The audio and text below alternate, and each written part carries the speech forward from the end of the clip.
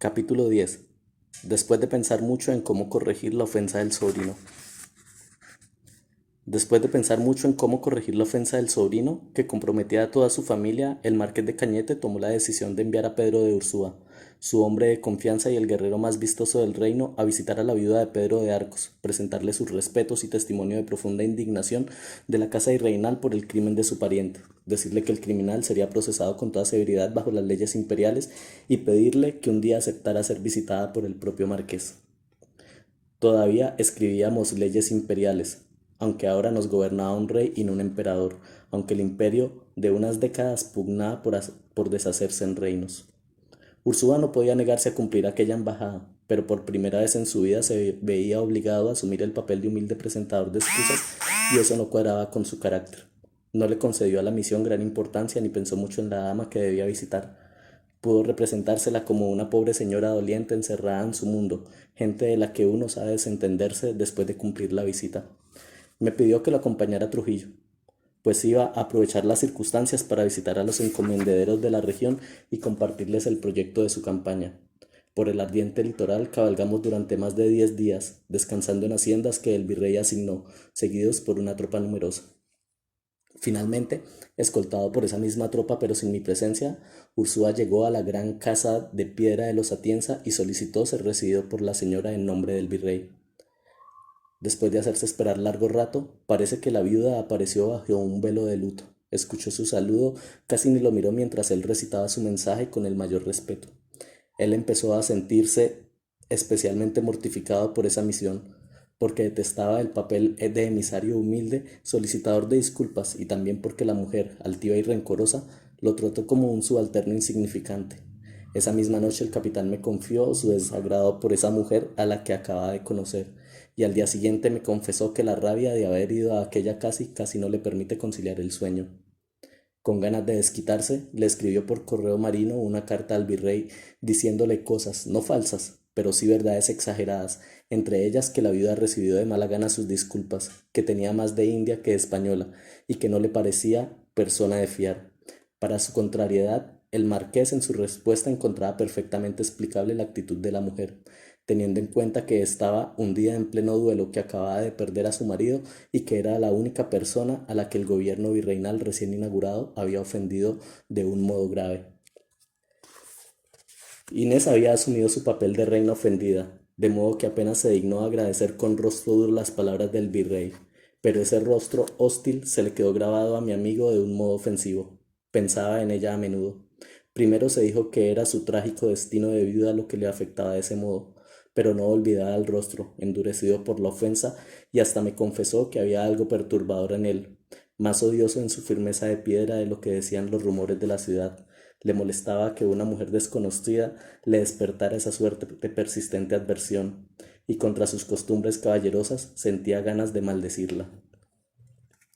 Por fortuna tenía otras cosas en que pensar y aprovechó su visita al litoral para conocer la región, para enterarse de muchas cosas que habían pasado en los tiempos previos, para saber con quién tenía que hablar para favorecer sus intereses.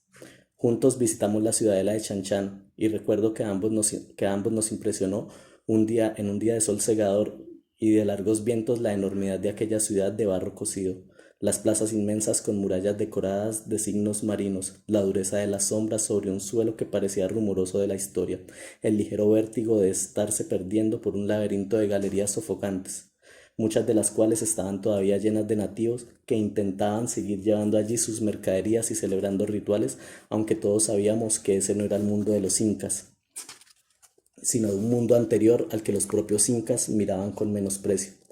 La dignidad de las ciudadelas estaba en los altos y pulidos muros de piedra, en las tumbas de la cordillera. Estas ciudadelas de barro, por monumentales que fueran, parecían vestigios de un mundo anterior, un poco bárbaro. Chan Chan estaba demasiado cerca del mar. Los dioses de los incas eran de otra sustancia. Cóndores de las alturas heladas, pumas de las ciudades de la montaña, serpientes de la selva escondida.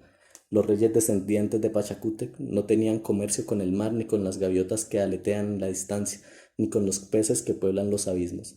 Tal vez por eso fue tan fácil que ese costado abandonado y frágil fuera la puerta de la perdición.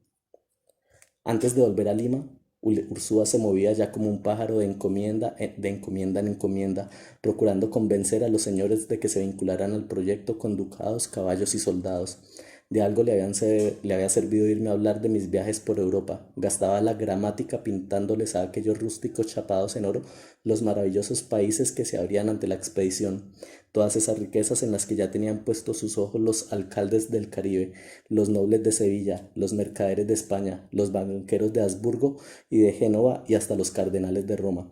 Con una inversión a tiempo aumentarían los caudales de todos, y era suerte que los financiadores pudieran estar tan cerca, porque los magnates y los banqueros remotos, aunque quisieran, no tenían al alcance de sus barcos los ríos que cruzan la selva, ni las ciudades de Amazonas que pueblan el mundo de la gran serpiente. Ursúa empezaba a hablar y se creía enseguida su propio cuento. ¿Acaso solo él había podido escribir o dictar esta historia?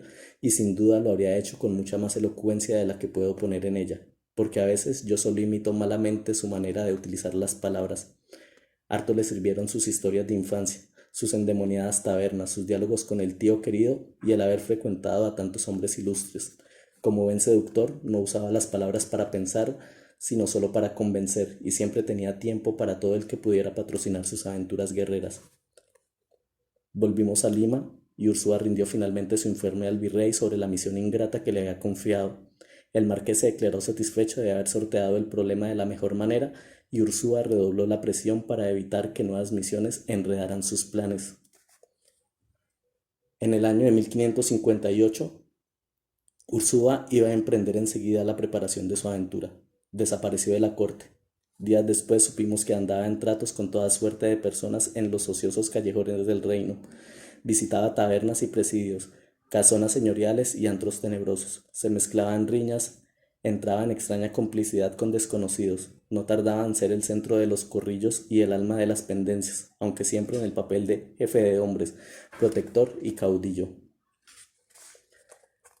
Siempre me pregunté si era tan amigo de las personas como parecía, porque no era fácil que grandes amistades surgieran de un modo tan casual y se disolvieran en la nada ulterior como nudos de viento. Pero en ese tiempo no pareció necesitar de mí ni de mis recuerdos, y asumí mis tareas en el despacho del virrey sin ahondar demasiado en las penas y los deleites de la memoria.